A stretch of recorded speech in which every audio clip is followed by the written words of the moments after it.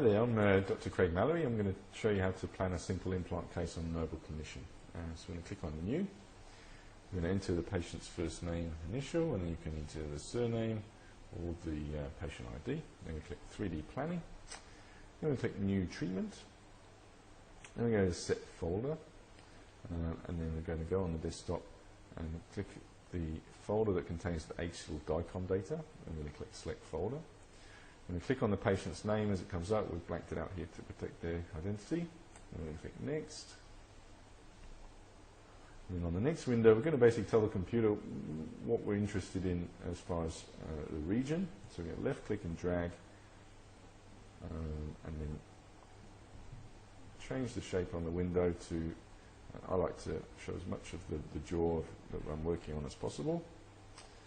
And in this ISO value we can change. This changes basically how much information we're seeing on the 3D scan.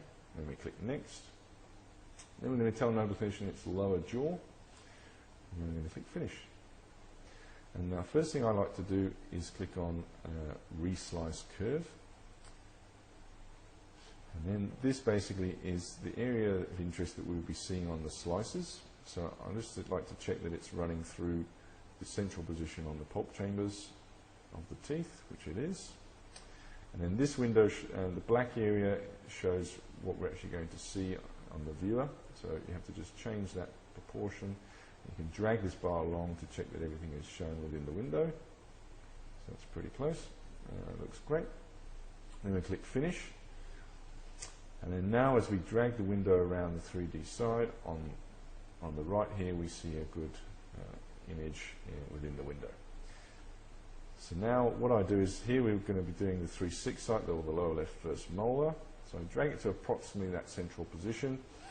Here we can see the inferior alveolar canal. This is the socket graph that I've done 6 months prior. So now we're going to click Plan, Implant. And we're going to click on the coronal position and then an axial position on the site. So this window comes up and we can choose our implant type, and then in this case we'll go for a Nobel Replace PMC, conical connection, a regular platform 5mm diameter, and we'll go for a 10mm length. So we click Select Product. Now I like to go straight on the diagnose screen to change workspace. Then I like to have the cross-sectional workspace, so we click Select. Now we're going to click down here onto Attach to Implant, and that means that every window is centered on the implant. And then by left-clicking and holding on the rectangle, we can move the implant bodily. And by clicking and holding on the little circles at either end of the implant, we can rotate. So we kind of rotate it at approximate long axis of the teeth either side, and then into approximately the central position. And then here, then we can change the depth.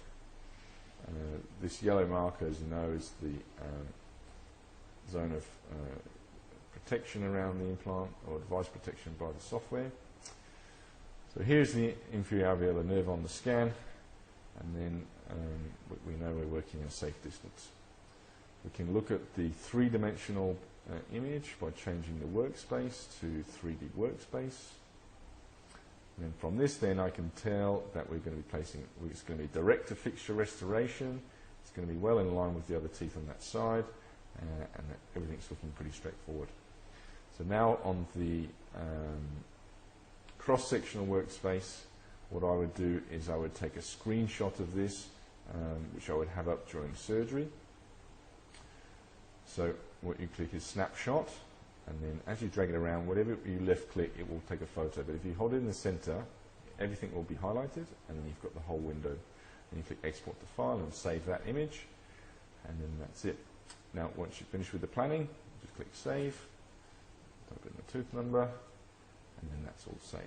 But I plan every case using this software. I find it a very fantastic way to know everything about the surgery site before we're going into it, and allowed to try different permutations of implants. Thank you very much for watching. I hope this has been of benefit.